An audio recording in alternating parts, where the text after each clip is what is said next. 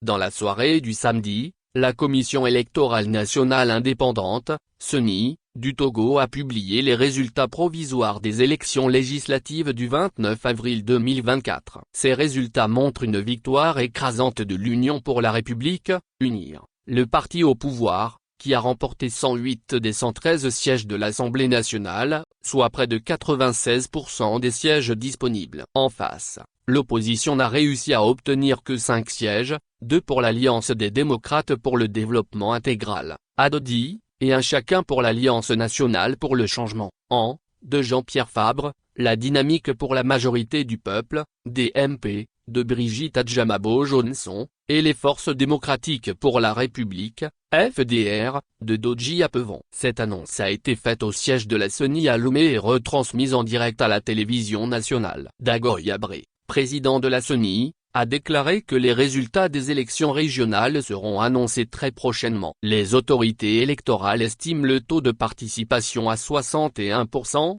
avec 565 623 électeurs qui ont voté sur les 203 711 inscrits. Ces élections se déroulent dans un contexte de réforme constitutionnelle majeure, avec un passage d'un régime semi-présidentiel à un régime parlementaire, ce qui réajuste l'équilibre des pouvoirs et potentiellement redessinera l'architecture politique du Togo. La réforme constitutionnelle stipule que le chef du parti majoritaire à l'Assemblée nationale est désigné sans débat comme président du Conseil des ministres, qui détiendra désormais l'ensemble du pouvoir exécutif. À ce stade, cette fonction revient au président Faure Gnassingbé, qui est le président du parti UNIR. L'opposition a cependant émis quelques réserves par rapport au scrutin, en dénonçant des irrégularités, y compris des allégations de bourrage d'urnes, avec des vidéos qui ont circulé sur les réseaux sociaux. Des partis d'opposition se sont également accusés mutuellement de fraude dans leur propre fief, l'Union africaine, UA, la CEDEAO,